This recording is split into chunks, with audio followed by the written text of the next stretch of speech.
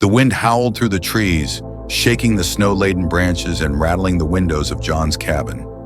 He sat hunched over his desk, the soft glow of a flickering oil lamp casting long shadows over stacks of old photographs.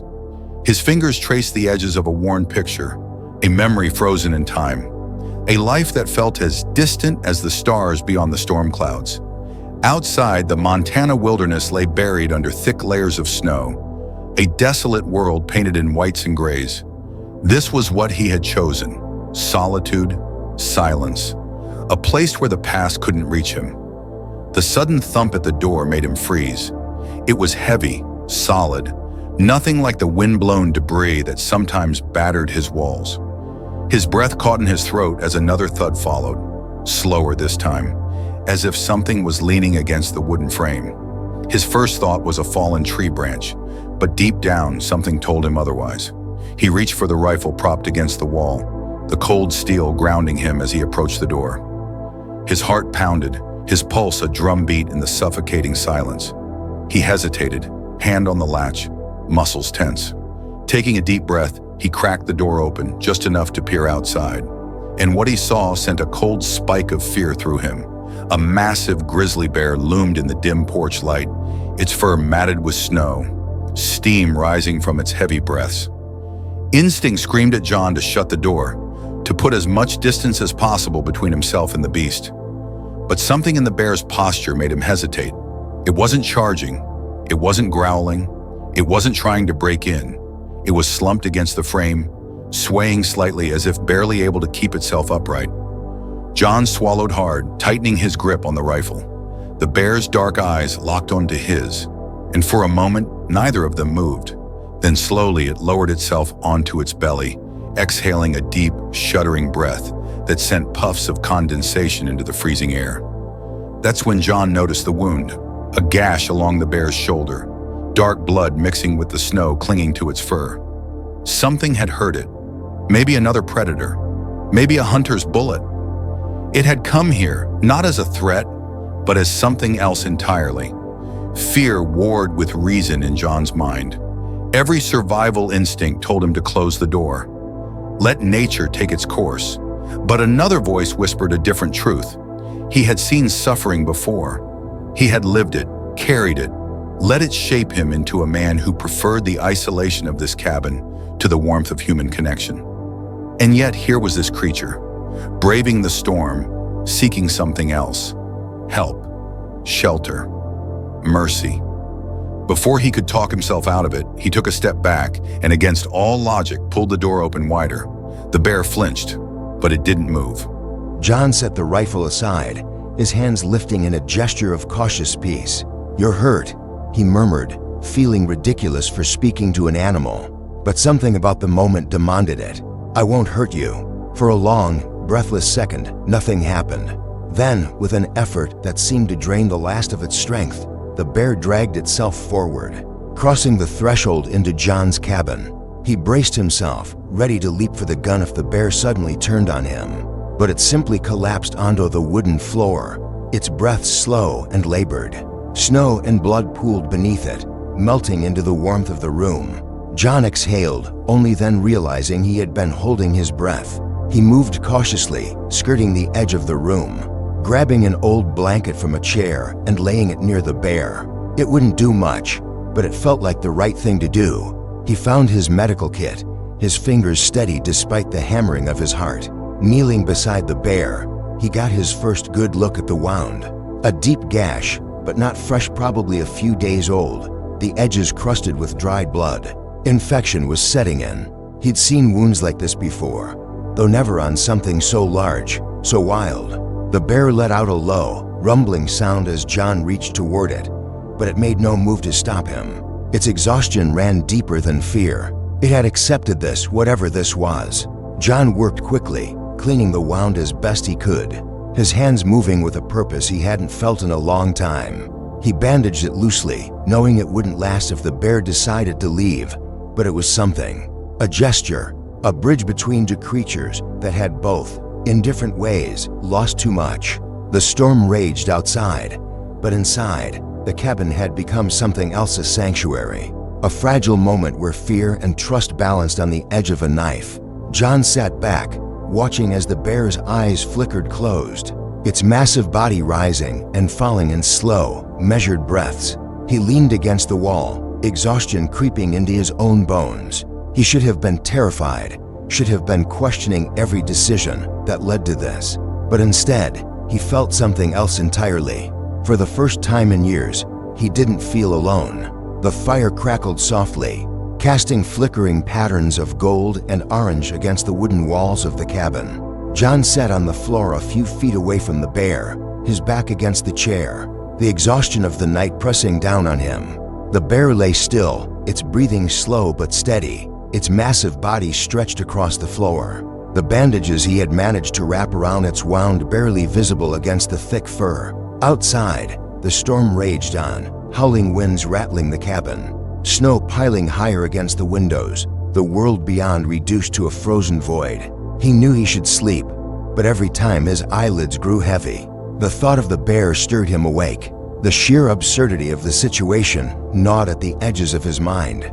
A full-grown grizzly, a creature of the wild, now resting mere feet from him, trusting him if such a word could even apply. He had spent years in solitude, avoiding the weight of connection, yet here he was, nursing a wounded animal that could tear him apart with a single swipe. And yet, fear had somehow taken a back seat to something deeper, something unspoken. His fingers drummed against his knee as he studied the bear's form, watching the steady rise and fall of its chest, the occasional twitch of an ear at the shifting sounds of the cabin. He had seen bears before, of course, from a distance, through the lens of his camera, or on the rare trips into town when local hunters spoke of sightings, but never like this, never so close, so vulnerable. A strange sense of responsibility settled over him. He had chosen to open the door, to let the creature in, and now he couldn't just walk away from it. As if sensing his thoughts, the bear shifted slightly, a low rumble vibrating through its chest. Not quite a growl, not quite a sigh. John tensed, fingers inching toward the rifle still propped against the wall. But the bear didn't rise. Instead, it opened its eyes dark, deep, reflecting the firelight. Hand looked at him. They stared at each other for a long moment, a silent exchange neither fully understood. John felt something catch in his throat, something unexplainable. Then, slowly, the bear's gaze drifted past him, toward the door. Its ears perked slightly, a flicker of alertness passing through its body before fading into exhaustion again. It was looking for something, or someone. John frowned, glancing at the door himself as if expecting to find an answer there. He didn't know what made him ask, but the words came before he could stop them. "Are you alone?" His voice was quiet, hoarse from disuse. Of course, the bear wouldn't answer, but something about the way it turned its head slightly, the way its body stiffened before relaxing again, made the question feel less foolish. John ran a hand through his unkempt hair, exhaling slowly. He had seen animals act this way before, restless despite exhaustion, anxious despite safety. His mind pieced together the possibilities. A bear, especially one this size, wouldn't normally wander alone in winter unless something had gone wrong.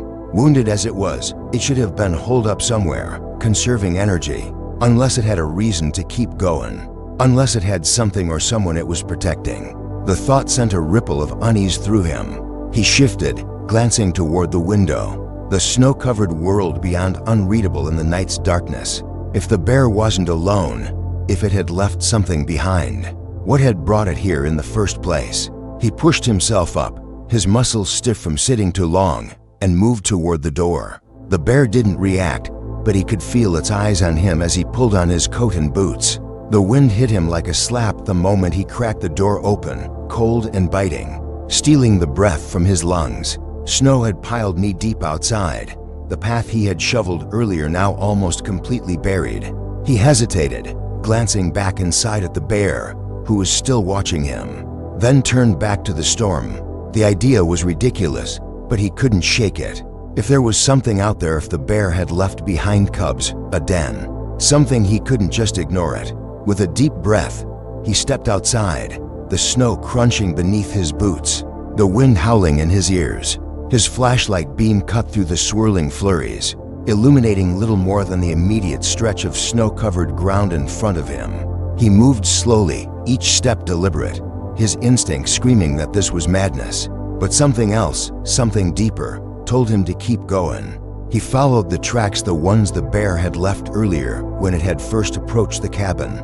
They were already half filled with fresh snow, but still visible, leading away into the darkness, into the trees beyond. His fingers tightened around the flashlight as he trudged forward, the wind stinging his exposed skin.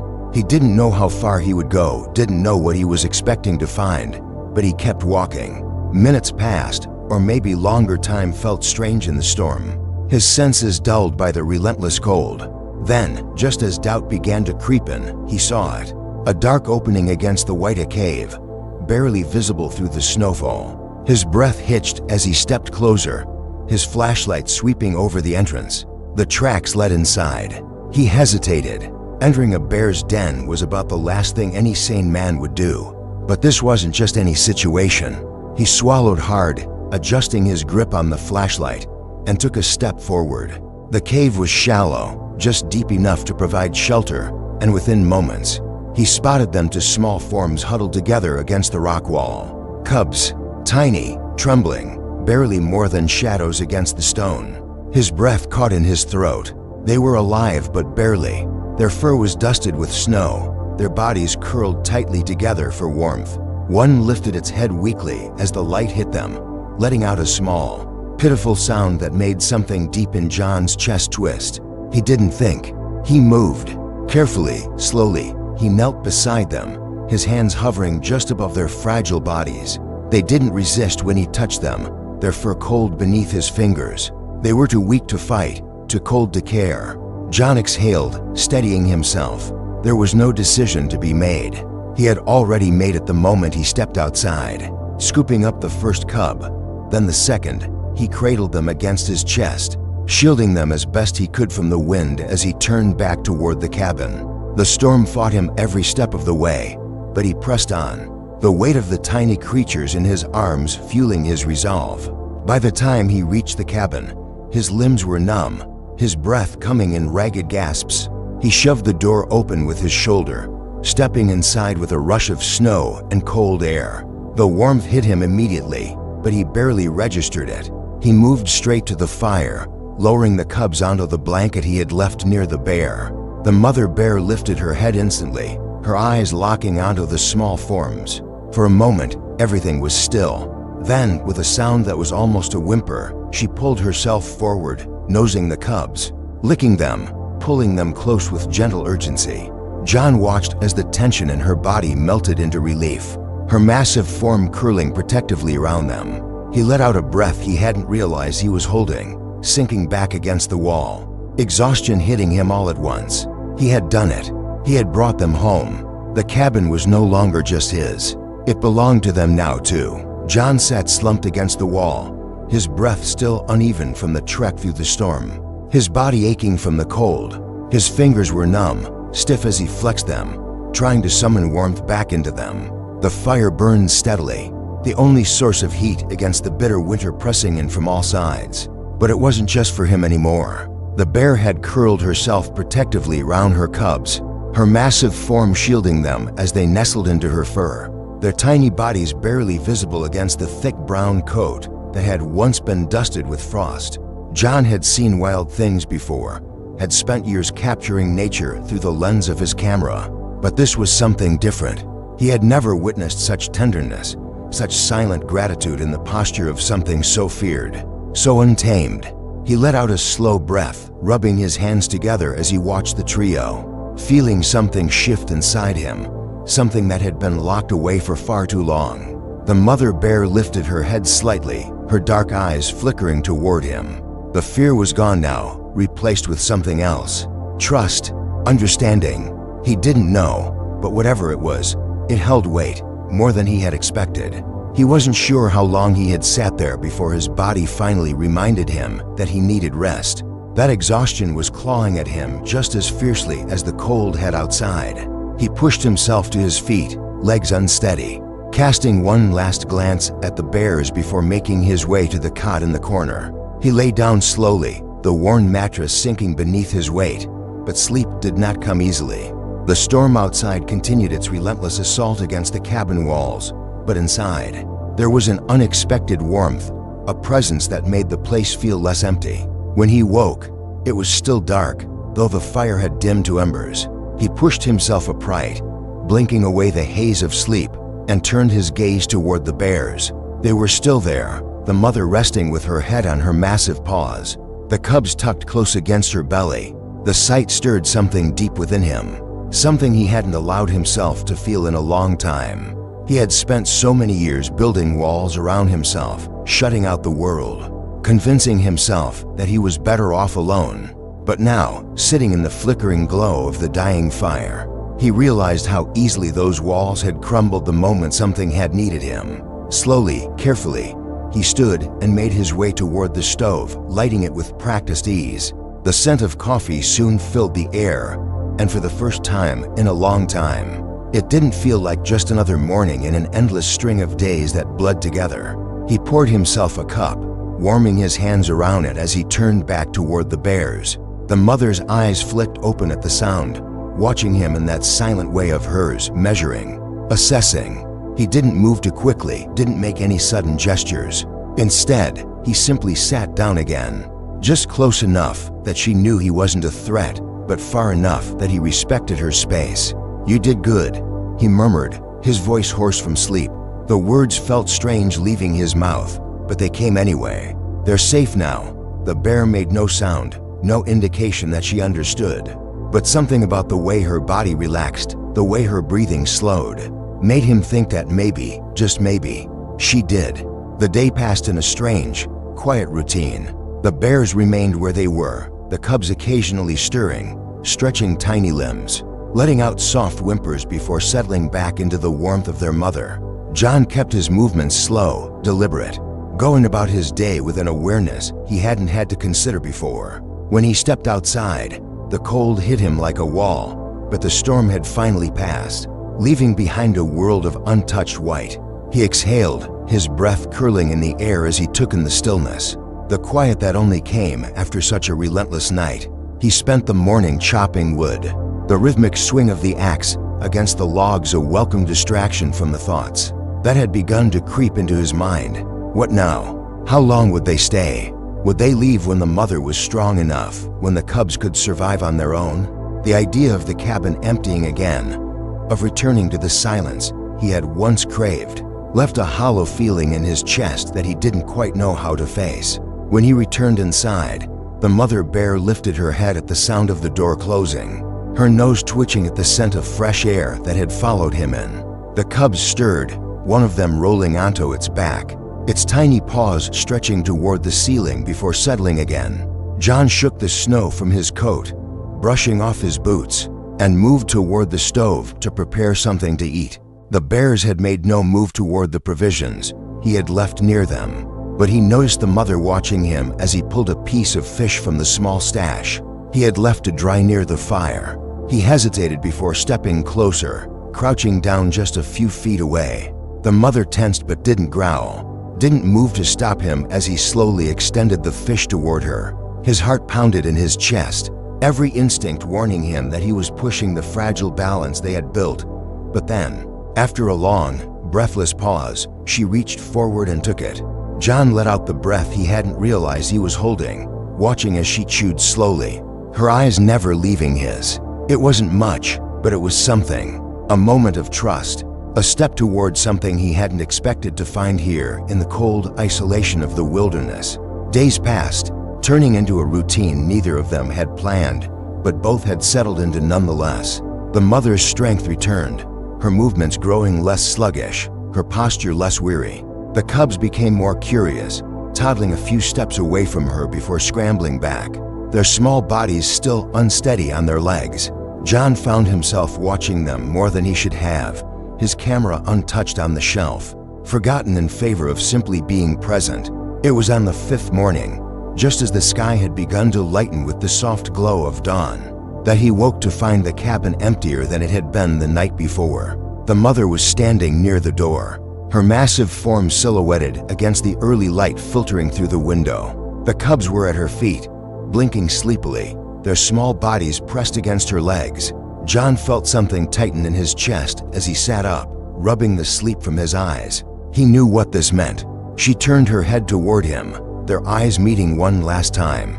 Then, with slow, deliberate steps, she nudged the door open with her powerful muzzle and stepped outside, her cubs scrambling to follow. John sat frozen, listening to the soft crunch of snow as they disappeared into the trees. The cabin was quiet again, the warmth of their presence already beginning to fade. He exhaled, running a hand over his face, then stood, stepping toward the door. The world outside was vast, untouched, the tracks in the snow leading toward the horizon. He watched them go until they vanished into the distance, until the wilderness swallowed them whole. For the first time in years, he felt something other than emptiness.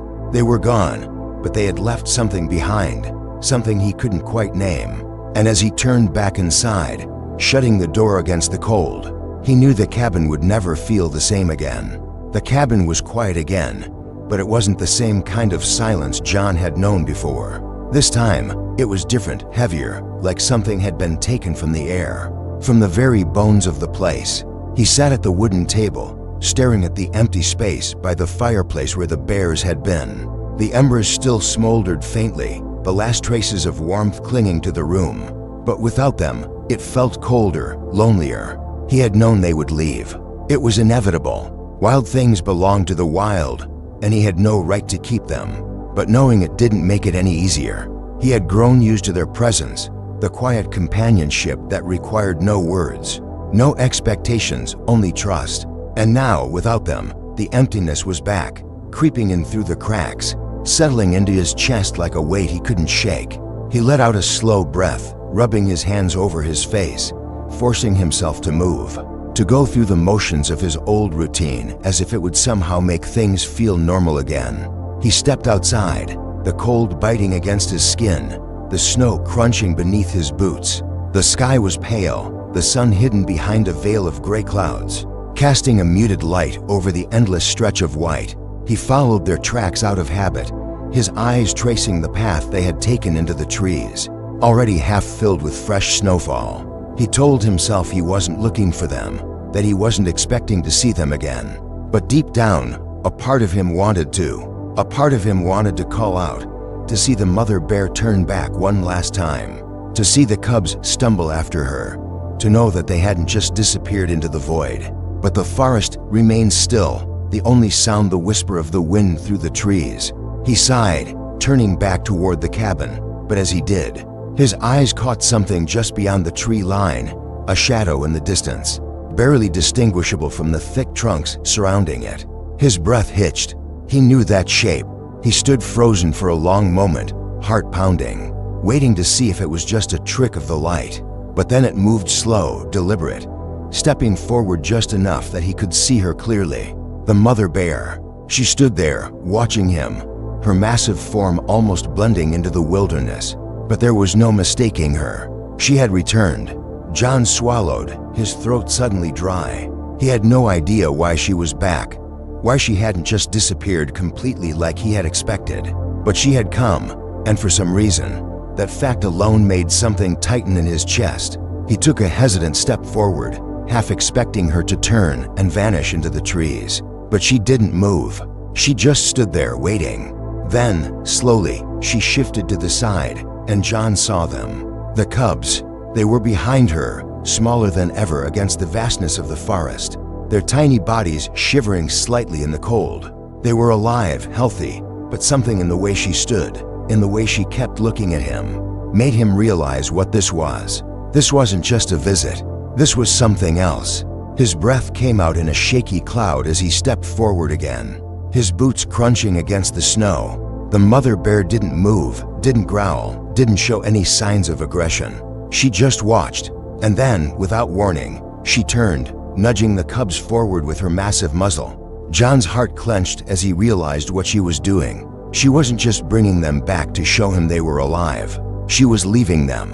No, he murmured, his voice barely more than a whisper, but the word felt useless, swallowed by the cold. He took another step forward, watching as she backed away. her dark eyes lingering on him for one last moment before she turned fully and began walking away. The cubs let out small, confused sounds, their tiny bodies shifting uncertainly. But they didn't follow. They just stood there, trembling, waiting. John's breath came faster, panic curling around his ribs. This wasn't right. They needed her. They couldn't survive without her. He wanted to call out, to make a sound, to do anything to stop her, but his throat was too tight, his chest too heavy. He could only watch as she disappeared into the trees, her massive form swallowed by the wilderness, leaving nothing but the two small cubs behind. A sharp gust of wind cut through the clearing, and John flinched, his fingers curling into fists at his sides. He looked down at the cubs, at the way they huddled together, their tiny bodies barely enough to withstand the cold. They were alone now, just like he had been, just like he had chosen to be. He inhaled slowly, trying to steady himself.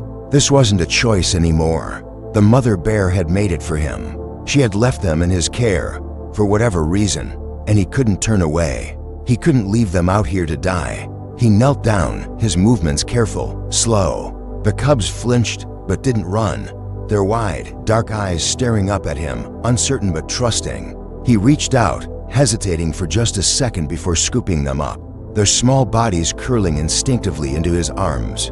They were lighter than he had expected, fragile in a way that made something ache deep inside him. He turned back toward the cabin, his steps careful as he carried them inside, shielding them from the wind, from the cold, from the emptiness waiting just beyond the trees. The warmth hit him as soon as he stepped through the door, the fire still burning low in the hearth, filling the space with flickering light. He moved toward the blankets near the fireplace, lowering the cubs onto the soft fabric. They whimpered softly, pressing into each other for comfort, their tiny forms curling up as if trying to make sense of what had just happened. John sat back, running a hand over his face, his mind racing. He didn't know why she had done this. Maybe she had known she couldn't care for them anymore. Maybe she had sensed something he couldn't. Or maybe, just maybe, she had trusted him enough to leave them in his hands. He exhaled, shaking his head. It didn't matter. What mattered now was them. He had taken them in once before, for a night, for shelter. But this time, it was different. This time, he wasn't just offering them warmth. He was offering them something more. He didn't know how long they would stay, didn't know if they could ever truly belong here. But as he watched them, as they snuggled into the blankets, their tiny bodies finally beginning to relax, he felt something shift inside him. He had spent years believing he was meant to be alone, that his life had been carved out in solitude, that the world had no place for him anymore. But now, as the two orphan cubs lay safe within his cabin, he realized something he hadn't let himself admit before. Maybe, just maybe, the world had found a way to remind him that he wasn't alone after all. The days stretched into weeks, and the cabin was no longer just a cabin, it was a home. Not just for John, but for the cubs who had become his shadow. They followed him everywhere, stumbling clumsily at first, their tiny legs unsure on the wooden floor, their paws slipping against surfaces they weren't used to. They learned quickly though, adapting to the world inside, just as they had learned to navigate the wild. At night, they curled up near the fire, their small bodies rising and falling with deep, peaceful breaths, and in the mornings, they watched him with wide, curious eyes as he moved about the space, their heads tilting in silent observation. He had never been responsible for anything before, not like this, not for something so fragile, so dependent, but they needed him. And in a way, he realized he needed them too. The snow outside had begun to soften, the world shifting from the deep grip of winter into the slow promise of spring. John could feel it in the air, in the way the wind had lost its teeth, in the way the icicles dripping from the roof of the cabin had begun to shrink, melting away under the hesitant warmth of the sun. The cubs had grown stronger, their legs no longer as wobbly, their bodies filling out with the food he provided, their fur thick and glossy now, no longer weighed down by the harsh reality of survival. They were thriving, and he told himself that was a good thing. But even as he watched them play, rolling over each other, their tiny growls filling the cabin with unexpected life, a part of him knew what was coming. They didn't belong here, not forever. The realization had been slow, creeping into his mind like the thaw, inevitable yet painful. They were wild creatures meant for the forests, the rivers, the endless sky overhead, not the confines of four wooden walls, no matter how warm or safe those walls might be. He had given them shelter when they had needed it most, but he could not take their nature from them. He wouldn't. He couldn't. He watched them from his chair by the fire, one of the cubs pawing at the leg of the table, the other chewing experimentally at the edge of an old blanket. He let out a slow breath, rubbing a hand over his face, trying to steady himself. It was almost time. The thought settled heavy in his chest as he stood, moving toward the old wooden chest in the corner, pulling out his camera. It had gathered dust, forgotten in the days since the bears had arrived, but now, it felt like something he couldn't ignore.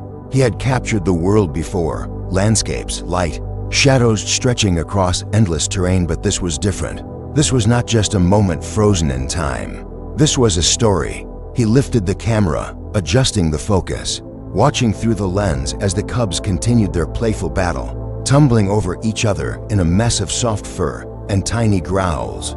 He pressed the shutter, the familiar click breaking the silence. The cubs paused at the sound, their heads snapping toward him, ears perked in curiosity. He lowered the camera slightly, smiling despite himself.